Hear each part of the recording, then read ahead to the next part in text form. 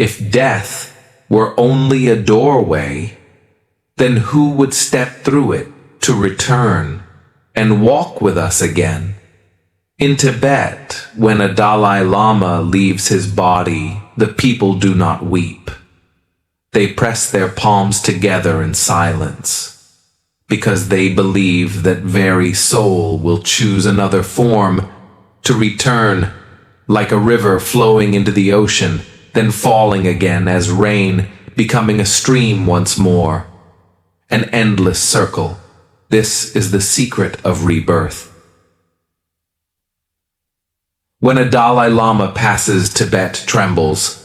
The people do not only mourn, they wait, for his death has never been the end.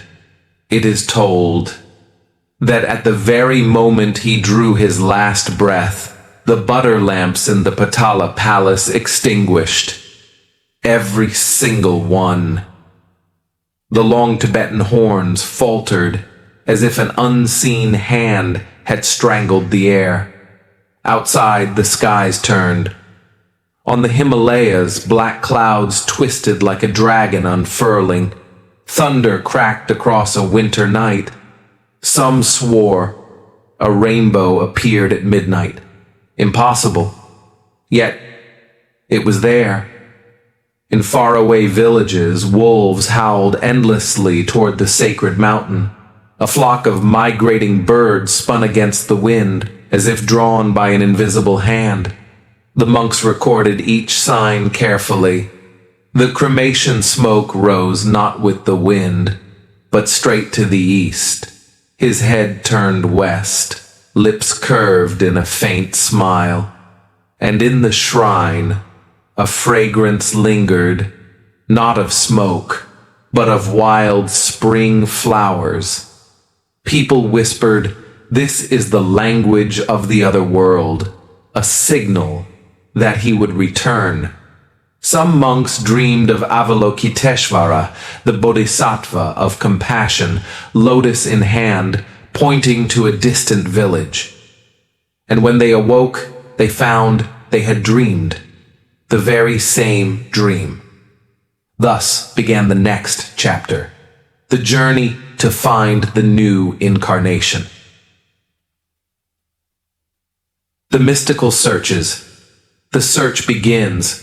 Silent lamas leave the monastery, never revealing their path, for they believe evil spirits would hear and blind them. On horseback they carry relics, a rosary steeped in incense, a Damaru drum carved with skulls, a ring of rusted keys, along with perfect decoys to test the child.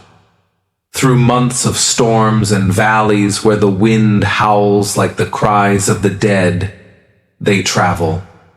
At night, they sleep in caves, wolves howling outside. By firelight, their faces glow, marked with the shadows of ancient secrets. Villagers whisper strange happenings when the monks draw near.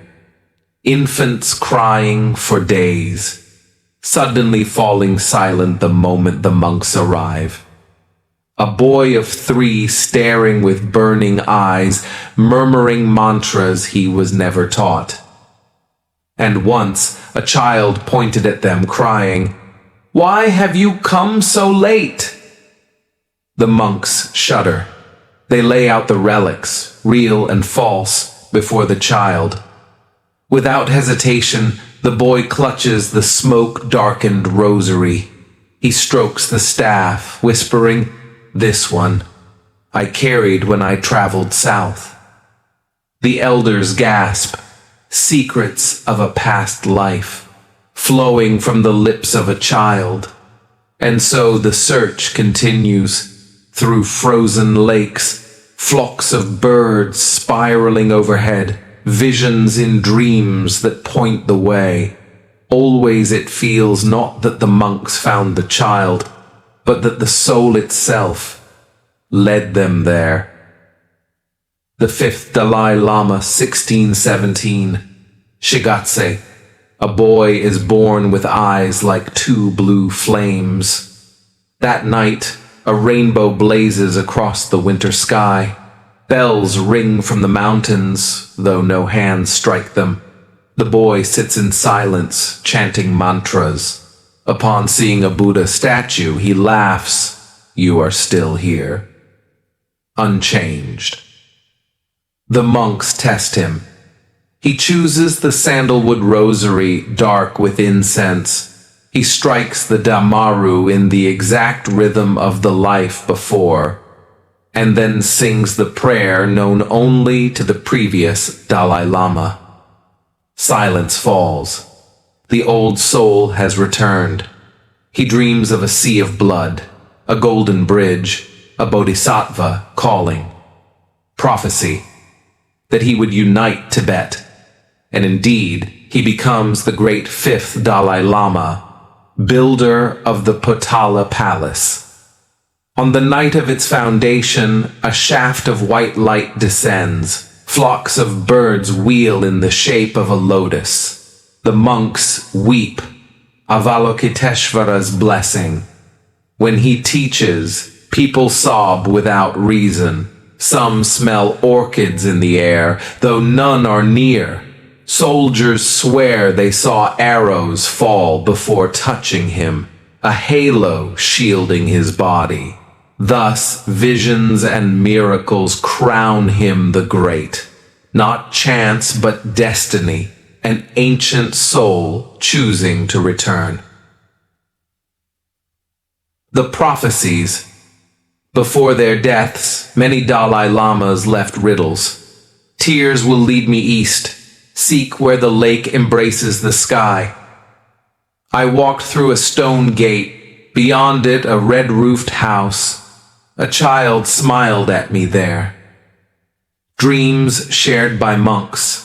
A lake red as blood, silver light above it. Later, they find that very lake.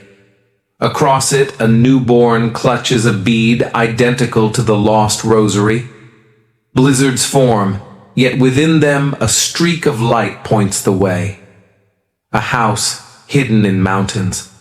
Inside, a child with eyes carved by 1,000 lives.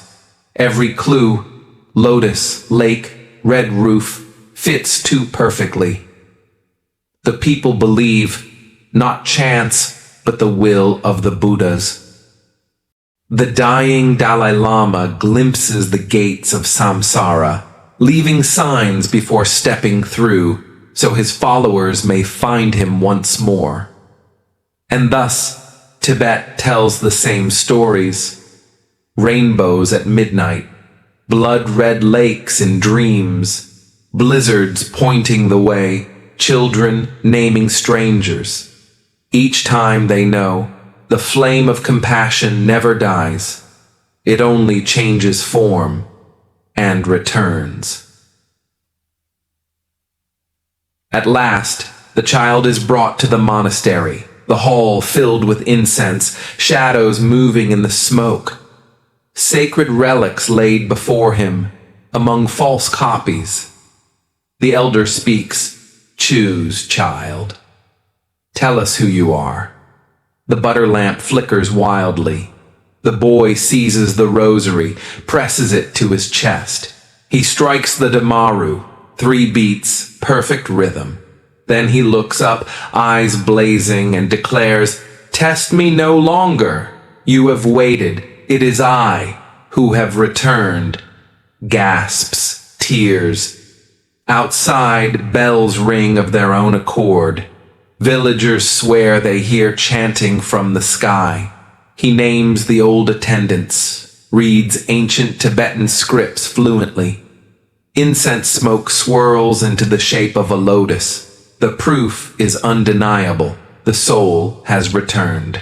Drums thunder, horns blare. Faith resounds across the land.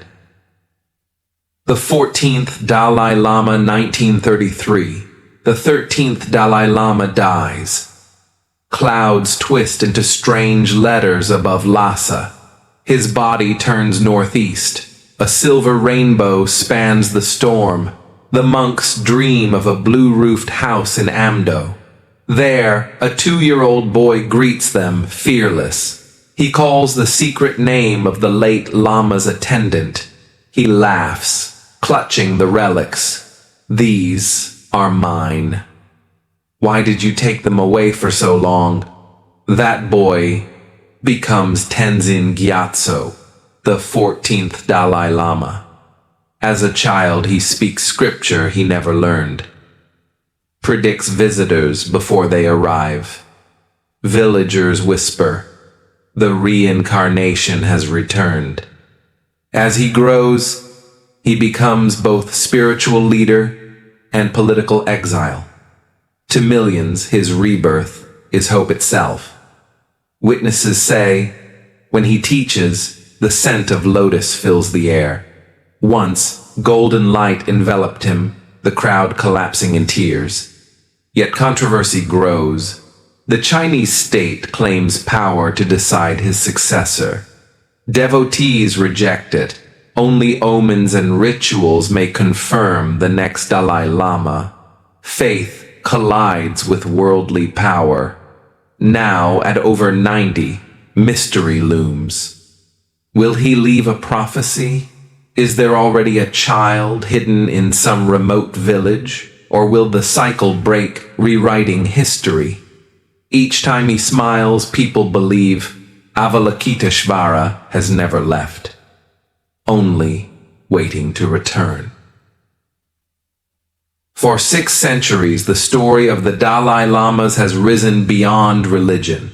Not just miraculous rebirths or cryptic prophecies or sacred rituals, but an eternal truth.